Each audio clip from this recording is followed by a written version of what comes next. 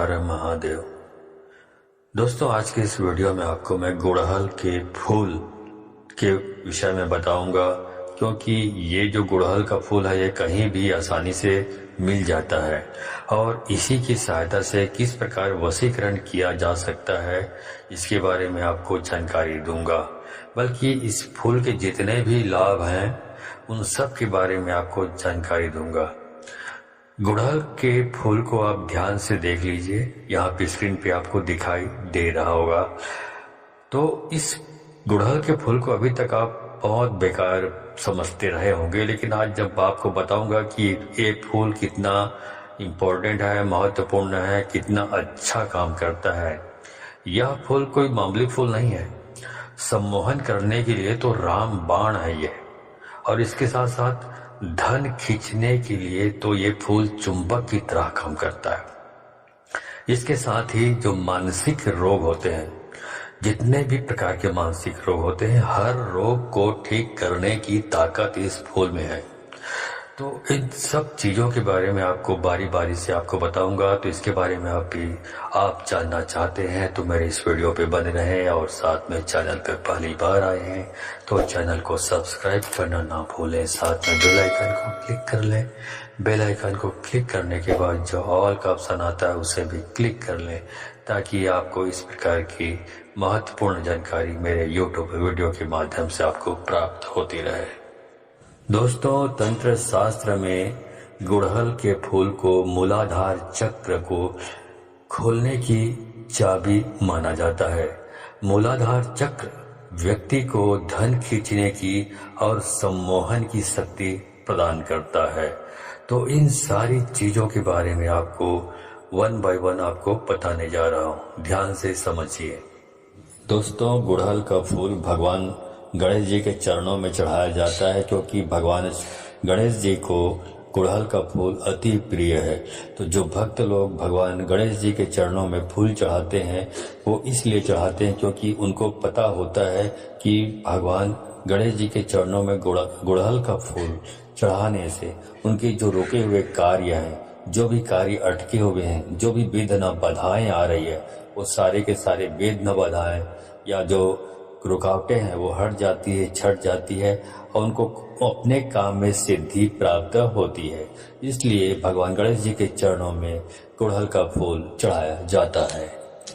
दोस्तों, गुड़हल का फूल इस्तेमाल किया जाता है उन लोगों के लिए जिनका मणिपुर चक्र बिल्कुल कमजोर हो गया है। मतलब क्या हुआ इसका कि किसी व्यक्ति को अगर बहुत ज्यादा डर लगता हो, कॉन्फिडेंस की उसमें बहुत ज्यादा कमी हो, तो भी गुड़हल का इस्तेमाल किया जाता है। तो उन सारी चीजों के बारे में मैं आपको बताऊंगा कि कैसे कार्य सिद्धि के लिए, मनोकामना पूर्ति के लिए और धन आकर्षण के लिए भी गुड़हल का इस्तेमाल काफी ज्यादा मात्रा में किया जाता है, क्योंकि भगवान श्री गणेश शुभ और लाभ के देवता हैं, जिनके चरणों में स्वयं रिद्धि और सिद्धि लौटती है। इसलिए अगर आपका कोई व्यापार है और आपका व्यापार नहीं चल रहा है, अगर आप कहीं पर नौकरी करते हैं, नौकरी में कहीं न कहीं बाधाएं उत्पन्न हो रही है, प्रमोशन नहीं मिल पाता है, या खास करके आपकी नौकरी की प्राप्ति नहीं हो पा रही है, तो ये विशेष रूप से ये इन लोगों के लिए वीडियो है जिनमें बताऊंगा कि कैसे आप इस प्रकार की दिक्कतें हैं तो इसको आप दूर कर पाएंगे। तो सबसे पहले वीडियो को लाइक करके कमेंट बॉक्स में श्री गणेशाय नमः लिख दें, ताकि आप पर भगवान श्री गणेश जी की कृपा हमेशा बनी रहे। जैसा कि आप जानते हैं कि गुड़हल का फूल तो भगवान श्री गणेश जी को अति प्रिय है ही, लेकिन आपको बता दूं कि भगवान श्री गणेश माता लक्ष्मी को भी अति प्रिय हैं। माता लक्ष्मी के पुत्र के रूप में भी भगवान श्री गणेश जी को देखा जाता है, और यह भी कहा जाता है कि अगर किसी व्यक्ति को भगवान विष्णु की और माता लक्ष्मी की कृपा प्राप्त करनी हो और साथ में शिव जी भगवान की माता पार्वती की कृपा भी पानी हो, तो केवल भगवान श्री गणेश को प्रसन्न कर लो। भगवान श्री गणेश को प्रसन्न करने मात्र से ही राहु केतु चंद्र ग्रह तक भी बिल्कुल ठीक हो जाते हैं। जैसा कि आपको मैं पिछले वीडियो में बता चुका हूं कि राहु केतु अगर किसी व्यक्ति का खराब हो जाए तो उस व्यक्ति के मन में बहुत ही ज्यादा बुरे ख्याल विचार आने लग जाते हैं। यानी कि ऐसे विचारों की उसके मन में श्रृंखला होती है कि वह बहुत ज्यादा चिंता करता है, हर एक चीज से डरता रहता है। और राहु केतु का सीधा संपर्क चंद्र ग्रह से होता है। यानी कि राहु केतु अगर किसी व्यक्ति का खराब हो तो चंद्र खराब होना भी उसका बिल्कुल निश्चित ही है, क्योंकि राहु केतु जो होता है वह किसी भी व्यक्ति को नशे की लत में डाल देता है। और जिन व्यक्तियों का राहु केतु खराब होता है तो ऐसे लोग बहुत ज्यादा अधिक मात्रा में नशा कर सकते हैं। तो भगवान गणेश जी की कृपा पा ली जाए तो इतने सारे लाभ उठाए जा सकते हैं। राहु केतु को ठीक किया जा सकता है, चंद्र ग्रह को ठीक किया जा सकता है। और राहु केतु ऐसा नहीं है कि केवल बुरे प्रभाव ही देते हैं, जिस व्यक्ति पर अच्छे प्रभाव देते हैं ऐसा व्यक्ति कभी भी अपने जीवन में गरीब हो ही नहीं सकता। यानी कि अगर उसका सब कुछ बर्बाद हो जाए, सब कुछ छीन भी लिया जाए तो दोबारा से सारी चीजों को प्राप्त करने की पूरी शक्ति भी अपने अंदर समेटे हुए होता है। और राहु केतु अगर किसी व्यक्ति का अच्छा हो, और ऐसे व्यक्ति का, क्योंकि अगर राहु अच्छा होता है तो चंद्र ग्रह भी बलवान उस व्यक्ति का हो ही जाता है और उसमें कहीं न कहीं आसुरी शक्तियां अपने आप ही आने लग जाती है। यानी कि ऐसे लोग बिल्कुल कठोर हो जाते हैं। जैसे कि आपने देखा हो कि काफी लोग कुछ बहुत अच्छा काम भी करते हैं लेकिन फिर भी उनके दिल पर कोई असर नहीं पड़ता है, उनकी प्रसन्नता पर कोई असर नहीं पड़ता है और खूब ज्यादा धन कमाते ही चले जाते हैं। तो यह भी केवल राहु केतु के प्रभाव के कारण ही जीवन में होता है। राहु केतु जिस व्यक्ति का अच्छा हो ऐसा व्यक्ति गरीब हो ही नहीं सकता, बल्कि बहुत ज्यादा अधिक धनवान वह निश्चित ही मिलता है। तो इन सारी चीजों को प्राप्त करने के लिए, अपने जीवन में अच्छा करने के लिए विशेष रूप से भगवान श्री गणेश की कृपा पाना बेहद आवश्यक है और बहुत ज्यादा जरूरी भी है। अगर किसी व्यक्ति का केतु खराब हो तो केवल भगवान श्री गणेश जी की कृपा से केतु ग्रह को ठीक किया जा सकता है, वरना वह व्यक्ति पूरा जीवन ही भटकता रह जाता है और किसी भी मार्ग की प्राप्ति उसे हो ही नहीं पाती है। बल्कि तंत्र में तो ये बताया गया है कि मूलाधार चक्र, यानी कि जो इंसान की जड़ कही जाती है, उसमें भी भगवान श्री गणेश का वास होता है। और अगर किसी व्यक्ति का मूलाधार चक्र यानी कि भगवान श्री गणेश का स्थान वह बिगड़ जाए तो ऐसे व्यक्ति पूरा जीवन अपने डर के साथ व्यतीत करता है। छोटी छोटी चीजों से डरता है, हवा से डर जाता है, खुद को देखने से डर जाता है। और खास करके जितने भी लोग होते हैं जिनको मानसिक परेशानी किसी न किसी प्रकार की होती है या जिन पर तंत्र क्रियाएं आसानी से हो जाती है, टोटके आसानी से हो जाते हैं, दूसरे लोगों का प्रभाव उन पर आसानी से पड़ जाता है।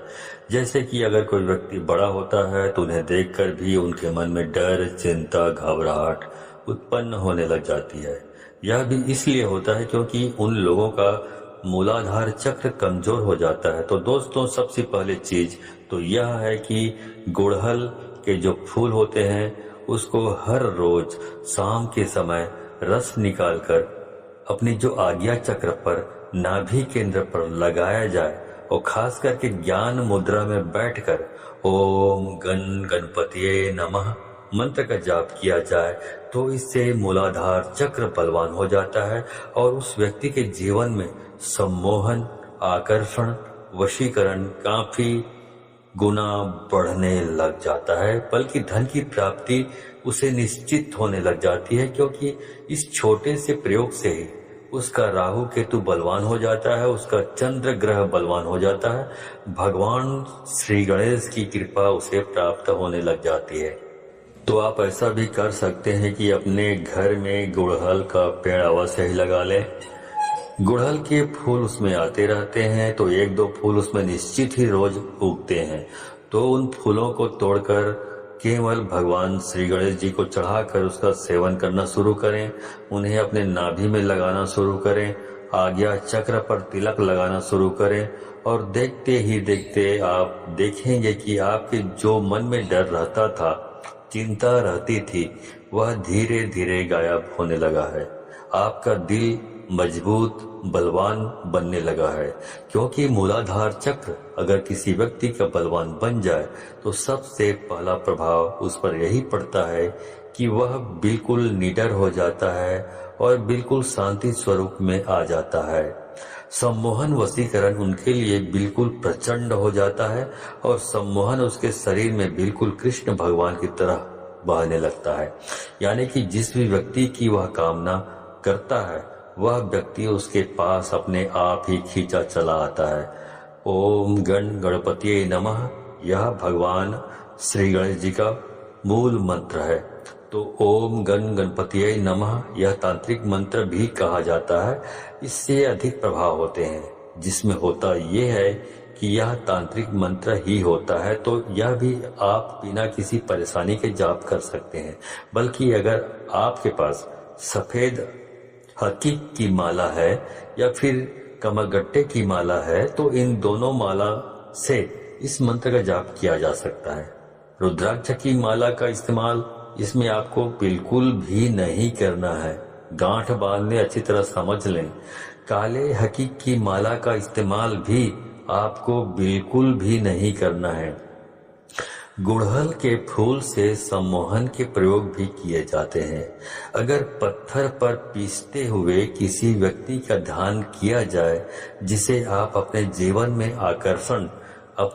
में आकर्षित करना चाहते हैं, सम्मोहित करना चाहते हैं और यूं चाहते हैं कि सामने वाला व्यक्ति आपसे बिल्कुल धोखा ना करे, आपसे बंधा रहे, आपके प्रेम में रहे, हमेशा आपसे प्रेम करे, आपसे बिल्कुल भी नफरत ना करे, तो आपको केवल इतना करना है कि आपकी जितनी उम्र है उतने ही गुड़हल के फूल या फिर आपके पार्टनर की जितनी उम्र है उतने फूल भी लिए जा सकते हैं और उन्हें पत्थर पर पीसते हुए गंगा जल का इस्तेमाल करते हुए उस व्यक्ति का ध्यान करें जिसको आप अपने जीवन में बांधना चाहते हैं, खुद को बांधना चाहते हैं, प्रेम में बांधना चाहते हैं। उस व्यक्ति का ध्यान करते हुए ओम गण गणपतिये नमः इस मंत्र का मन ही मन में जाप करते रहें और उस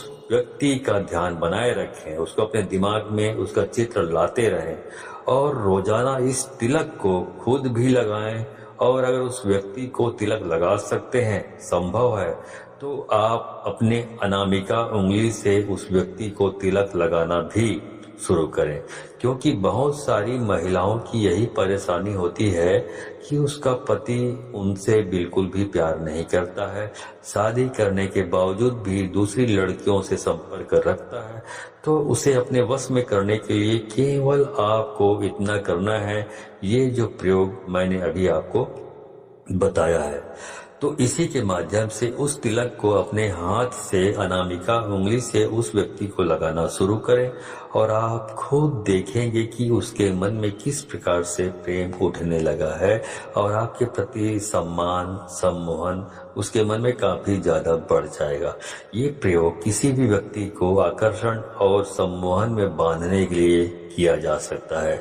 धन आकर्षण, नौकरी प्राप्ति के लिए भी, नौकरी में प्रमोशन प्राप्ति के लिए भी नाभि में अगर गुड़हल के फूल का रस लगाया जाए, रोजाना नहा धोकर लगाया जाए, तो इससे नौकरी में प्रमोशन की प्राप्ति होती है, तरक्की मिलती है, नौकरी में सफलताएं मिलती चली जाती है।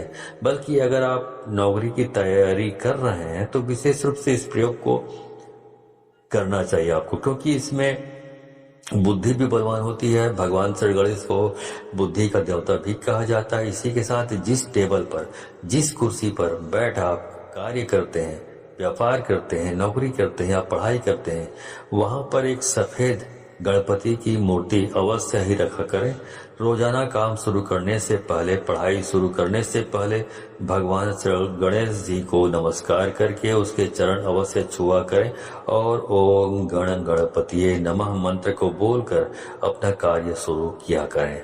इससे सारी बाधाएं तुरंत हट जाती हैं, काफी लाभ की प्राप्ति होती है। ऐसे व्यक्ति के अंदर शांति अपने आप ही बनने लग जाती है, वह सुख में बहने लग जाता है। जैसा कि वीडियो की शुरुआत में मैंने आपको बताया, शिव परिवार, विष्णु परिवार, अगर दोनों की ही कृपा प्राप्त करनी है तो केवल भगवान श्री गणेश के माध्यम से सभी की कृपा पाई जा सकती है। सारे राहु केतु ग्रह की कृपा पाई जा सकती है, चंद्र ग्रह की कृपा पाई जा सकती है, जो अचानक से किसी व्यक्ति के जीवन में धन प्राप्ति की योग बनाते हैं। तो ये सारी चीजें हमने आपको बता दी है। तो इस वीडियो को यदि आपको लगता है कि बहुत अच्छी जानकारी लगी है तो इस वीडियो को अधिक से अधिक लोगों को शेयर करें, ताकि अधिक से अधिक लोग इस जानकारी से परिचित होकर इसका लाभ उठा सके। तो आज के लिए बस इतना ही, मिलता हूँ अगले वीडियो में। तब तक के लिए धन्यवाद। जय श्री महाकाल। हर हर महादेव।